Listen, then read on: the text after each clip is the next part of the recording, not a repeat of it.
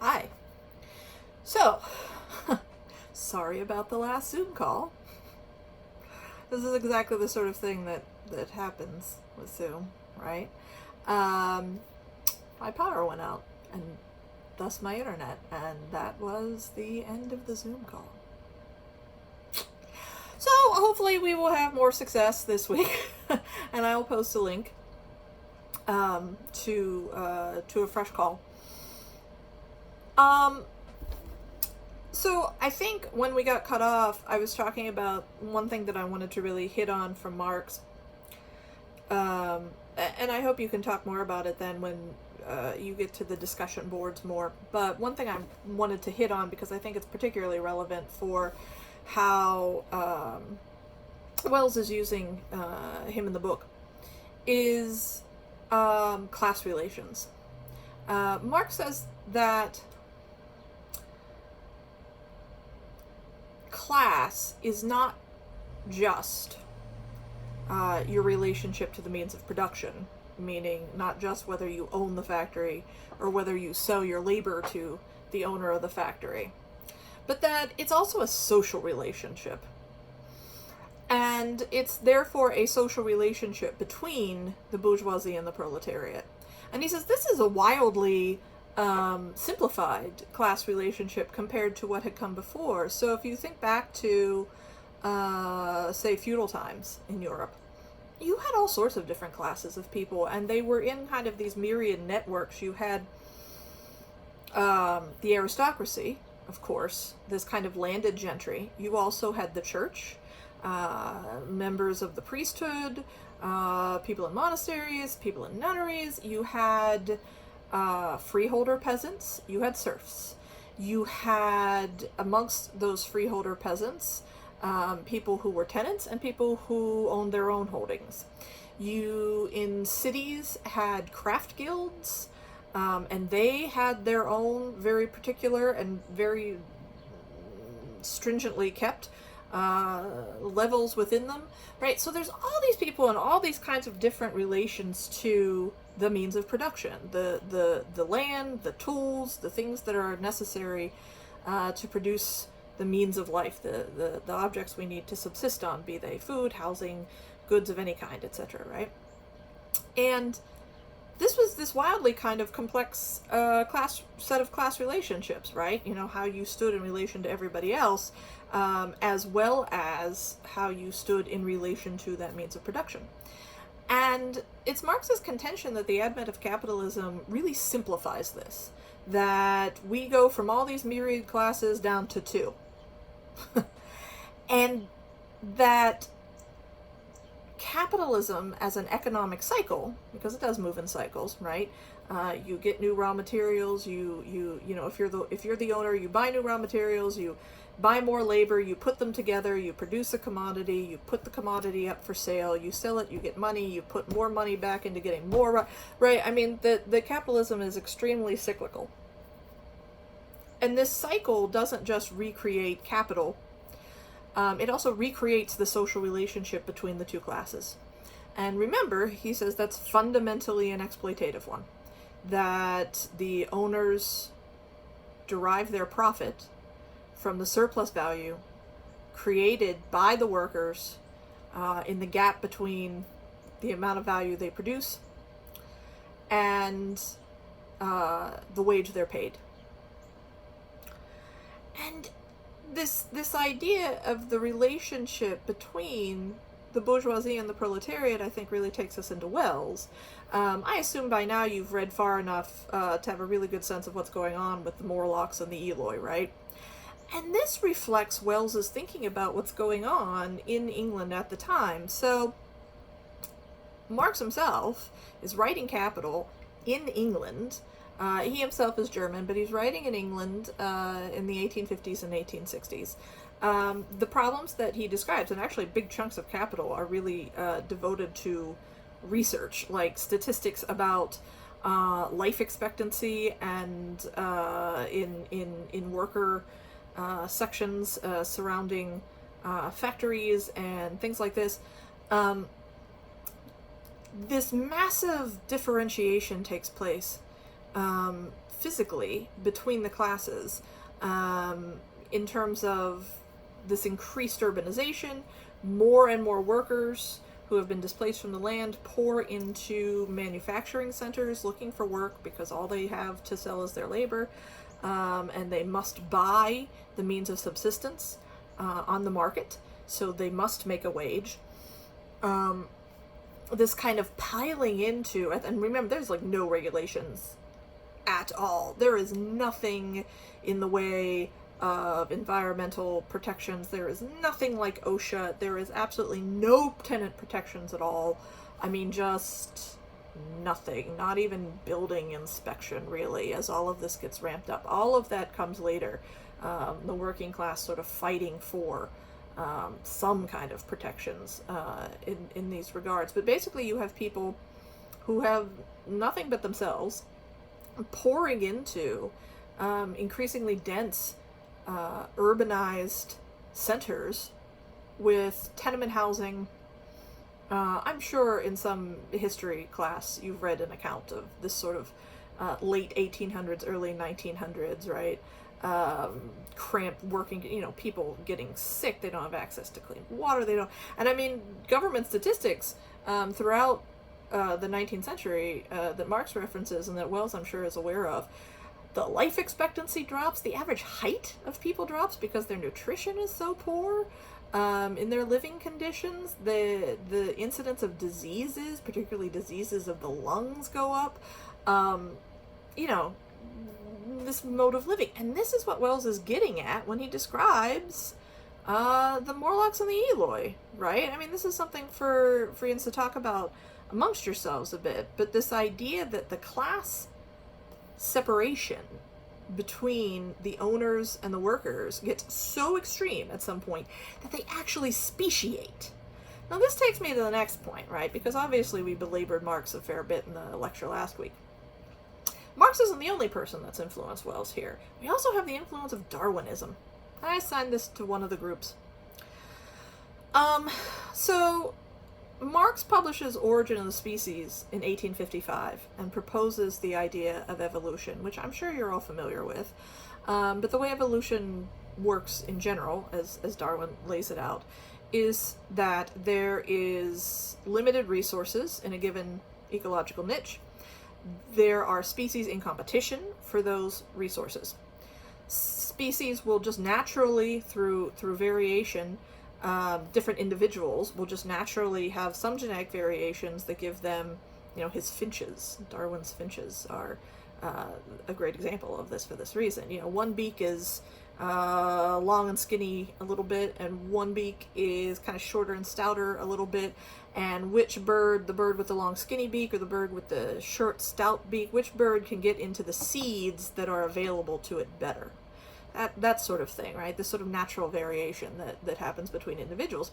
And the individuals that, through that natural variation, are more successful at acquiring resources, will be more successful at reproducing, and they will pass their genes on, and their genes will come to dominate. And because they are more successful at acquiring resources with that trait or those traits, and under certain circumstances, a group will pursue, so to speak, even though it's obviously not deliberate, it's just a consequence of the interaction of a host of individuals with their environment over time. But, the course this follows will lead to one group of individuals becoming so much different from their original population that they become their own species. This is speciation. Darwin writes about this in the 1855 Origin of the Species. In the 1870s, he publishes a book called The Descent of Man, in which, even though in his notebooks for decades he knew that this applied to mankind, as well as it did to every other species on Earth, he formally proposes the idea that, humans are subject to evolution as well as elaborating on the idea of sexual selection, specifically the idea that the main trajectory by which individuals who have advantageous traits get those traits passed into and through the population as a whole, driving speciation, is actually through sexual selection, because they are superior as a mate. So, all of this happens in the 19th century, and at first, of course, you can imagine, man dethroned from his position twixt the beasts and the angels, God overthrown, etc., etc. But, honestly, by the end of the 19th century, as radical as the idea seems at the time, it is accepted by basically the entire scientific community. The vast majority of the public at the time comes to accept it as well. And you would be surprised, maybe, about how closely the public follows this. Everybody reads this book, or excerpts of this book that are printed, and everybody reads the next one, and everybody follows the debates on it. I mean, it is, in a way that I think we have a difficult time now imagining science being popular. Like, it is a popular topic of discussion, particularly in Great Britain, but all over the West. And people become convinced. And by the 1930s, scientists have, with evolved technology and better technique, basically proved everything that Darwin said that, he could, in a sense, not necessarily prove at the time through the methods available to him. An excellent, if you're just as a recommendation, and truly excellent book if you want an explanation for how all this works, is called The Beak of the Finch. I've got these guys up here. I mean, one, we've got Darwin, but two, The Beak of the Finch, Jonathan Weiner. Excellent book if you're interested. Anyway, so even though people come to accept the rightness of his ideas, it's still, a massive change from how people had thought of themselves. So much is changing in the 19th century, right? And part of, as I said, processing all of this falls to literature and other kinds of culture like that. It falls to science fiction. As I said earlier, it's not a coincidence that science fiction as a genre arises at this time, right? And so now we are not just talking about the class relations between humans and the massive, massive changes that humans are experiencing in terms of their relationship to the natural world, their relationship to time, their relationship to place, that capitalism is undergoing. They're also undergoing a massive change in the way that they think of themselves in relation to the other animals on Earth, right? We are not some thing stationed above our fellow creatures. We are one of them. I personally find that soothing. But it's a big adjustment. And so we're talking about this too now in terms of Wells and his work. And again, something I want you all to sort of think through is the intersection of that. Where Marx meets Darwin in Wells tells you a great deal about the 19th century. And so it's something that I hope we can parse out this week and next. Finally, I want to point out the other big sort of, culture scale thing that is happening here is actually the abomination that is social Darwinism, quote unquote. That's actually not a term that's coined until the 20th century. It's really just a collection of ideas that term eventually comes to describe in the 19th century. Darwin himself hated it and crusaded against it his entire life. He said that it was a misunderstanding of his science and he felt it was immoral. So I want to get that on the table. The term social Darwinism is wildly misleading. Darwin himself said it, but the idea was that, well, if humans are beasts like all the others, and there's competition for scarce resources, well, the bourgeoisie are just competing better. They're out-competing the proletariat. And that is as it should be. And in fact, if we were going to enact some kind of law to help these inferior individuals who don't have the traits required to make it, then we'd only be screwing with evolution. We want the fittest and strongest possible. So we shouldn't help those who are weaker that blah blah blah. Better that they starve and die. The population will get strong. Well, so first of all, this isn't at all how evolution works through those kinds of deliberate decisions. Evolution is a natural process.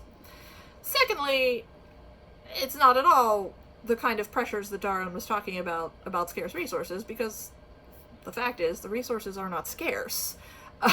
They're just distributed wildly unevenly. And that's a social choice. And in fact, if we want to go further down the road, it turns out that the more and more, we study the human species, the more and more it's clear that our pro-sociality is sort of the thing that makes us. Though they hadn't quite gotten to that point yet in thinking about this. In any case, this is abominable, but it's a big line of thinking. And there are many, many people who justify their unwillingness to do anything to help the working class and the poor in England through this. And so I think that Wells is also engaging in that debate in a way. And in the group I assign this to, I provide you with some specific quotes that I hope you can bring up to people as you find it useful to do so. But, people discussing the fact that the riddle of the Sphinx of our time, and put a pin in that Sphinx for a second, is what to do about this inequality that seems to emerge under capitalism. We have this wild separation between classes in terms of resources and in terms of how those resources are used and spent and distributed. And, you have people literally, it's an ancient refrain. People literally, in the popular press, being like, the rich keep getting richer and the poor keep getting poorer. What is to be done? Is this just some sort of natural outcome? Is this what? And so I think that's an idea that Wells is also engaging with, and something I'd invite you to consider here. The final thing I'd like to direct your attention to, so these are like big ideas. So how do we get into the text itself? Right? I mean, because I would like you to try to draw out citations from the actual text. So where do we get at that? And I think an excellent place to start in the text is actually with that Sphinx. Right? Here squats, and, in general I encourage all of my classes to think of literature in formalist terms. Formalism is a Russian school of literary criticism, and it invites you to look at a piece of literature in terms of its, before you get into the kind of symbolism that we taught, in high school. What does it mean that the curtains are blue, right? This sort of endless abstract speculation about what the author meant. That we can examine pieces of literature by their themes, by their structure, by their setting, by their characterization, by their plot. And actually, fables divided into two things. So the fable is what actually happened. The plot is how we find out about it. And this book actually is an excellent example of the difference, right? Because what actually happens is, dude gets in a time machine, blah, blah, blah, blah, blah. How we find out about it is this convoluted, we have this outside narrator, and he's at this dinner, and he's reporting the speech of the time traveler, but then he's, also talking to us, and this goes back. And then, so it's cast back in time from when we're actually hearing the narration, but then we go, and he goes forward again. Right, I mean, so there's a big difference between, in that sense, those terms, plot and fable, what happens and how we find out about it. And that's another way, if you're more into that kind of textual analysis, to get into this. Why is it significant that we have this guy? Why doesn't the time traveler just straight narrate this in the first person? What is this outside framing narrative doing? Why are all those other guys in the room? It doesn't really seem necessary. But obviously Wells thinks it is. They're divided according to their jobs, right? Basically, they're not marked out with names in most cases. There's this whole... So you can think about these, and then think about symbolism last. Basically, the formalist would say. After you have gone through an analysis of all these very tangible, very like, I can read this in the text, parts of the story, then you look for, and sometimes there are symbols. And I'm going to say that there's a huge one in the middle of this book. Right? There squats that Sphinx. And again, this is something I've assigned to a group and hopefully, and provided them with some relevant quotes that Wells would be aware of, that he's probably referencing. There's, of course, the original Sphinx from Oedipus. If you're not familiar with that, you should definitely look it up. There's the fact that at the time there were a ton of people in England who were using the riddle of the Sphinx as a metaphor to describe social problems. It was just a popular thing to do. There's Francis Bacon's discussion of the Sphinx as science. The Sphinx is science and the riddles that it poses. So there's all this kind of background context for the Sphinx. But then there's also the Sphinx itself in the book. The object.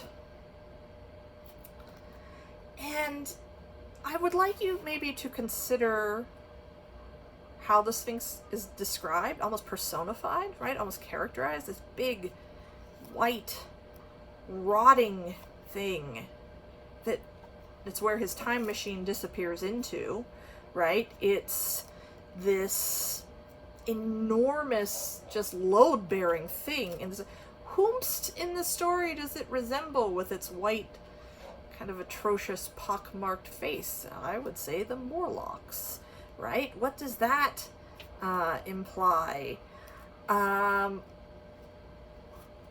said it's he must venture into this. He must literally solve the mystery of the Sphinx if he wishes to get his time machine back and get home. The riddle of this particular Sphinx, right? And so there's a great deal that is happening with this object in the text. And so I would say, if you are looking for a place to sort of get these, we've talked about some very abstract ideas here, obviously, which is just sort of the just sort of how science fiction tends to work out, right? But to get into I'm flipping through communism, said I to myself. To actually get into the text, I would suggest taking a look at the Sphinx and seeing where it leads you in terms of how it could be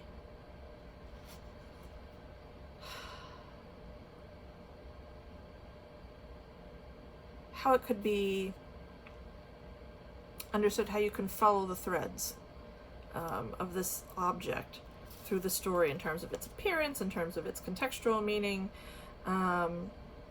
Here, my sensations would be hard to describe. As the columns of hail grew thinner, I saw the white figure more distinctly. It emerges from this hailstorm. It was very large, for a silver birch tree touched its shoulder. It was of white marble, in shape something like a winged sphinx, but the wings, instead of being carried vertically at the sides, were spread so that it seemed to hover, just soaring over them. The pedestal, it appeared to me, was of bronze and was thick with verdigris. So there's a sense of neglect and time, deep time, right? It chanced that the face was towards me. The sightless eyes, that seems like a metaphor, seemed to watch me. Sightless eyes seemed to watch me. There was the faint shadow of a smile on the lips. It was greatly weather-worn, and that imparted an unpleasant suggestion of disease. I stood looking at it for a little space, half a minute perhaps, or half an hour. Right? He's just bowled over by it. He's just overwhelmed by this thing. It seemed to advance and to recede as the hail drove before it, denser or thinner. At last I tore my eyes from it for a moment and saw that the hail curtain had worn threadbare, and that the sky was lightening with the promise of the sun. I looked up again at the crouching white shape, and the full temerity of my voyage came suddenly upon me. What might not have happened to men? What if cruelty had grown into a common passion? What if in this interval the race had lost its manliness and had developed into something inhuman, unsympathetic, and overwhelmingly powerful? What if? And here I think is an interesting thought about manliness. And in this case, I'm not even sure it's completely gendered. But the idea that, and this comes up elsewhere, something for you to think about when we get to the Eloi. The Eloi are truly pathetic, although we may pity them. Eat the rich, though. Just saying. That what they have lost is what he describes here as a kind of manliness, as this sort of bold voyager spirit, right? Hale, hearty. He talks about this elsewhere when he kind of discusses the Eloi, but this idea that, you know, proper human strength and temerity and can-do-ness and stick-to-itiveness and you know, this urge to power almost, that is part of the virility of mankind, seems to have leached out.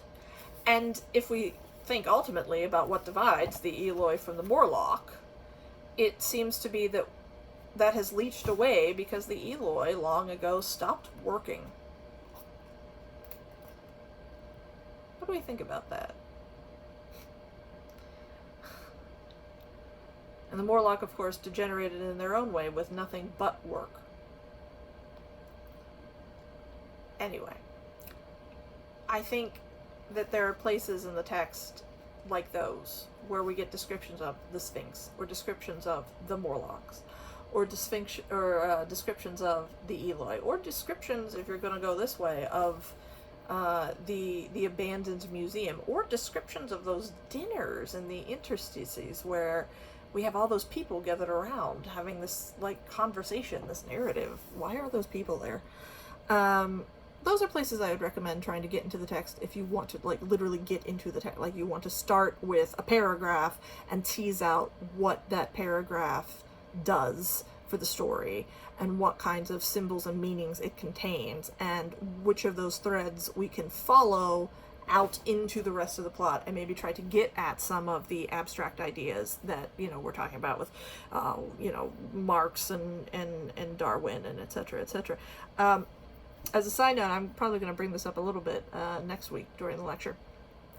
I want to point out that a little theme in this book is actually vegetarianism versus meatitarianism. And the British roast beef is a very culturally distinct thing. And I bring this up because I'm going to bring it up again in the module at the end of the term. Tolstoy gets at it. Food for men, food for beasts, moral food versus carnal food. So amongst the many things that science fiction can describe is literal consumption, and it does here, and it's going to later when we get to Heart of a Dog, so I'm bringing it up now to kind of put a pin on it. I'll probably talk about it a little more next week. But, so those are some things I think to focus on now. Please start to get into your discussions. I think basically this week, you know, by today or tomorrow or before our Zoom call, I would say on Thursday, you should have finished the book. Now, again, all of this is self-paced. I'm not trying to, but in general, you should have finished the book by now, and you should be able to be discussing the text as a whole in your groups, starting to move on to the main discussion board, etc., right? And if you want some help kind of organizing some of those conversations, it would be good maybe as you start to, you know, really get into those posts this week, to sort of formulate that and bring that to the Zoom call, and we can talk about it there. So, that's that for now. And I will see you later in the week.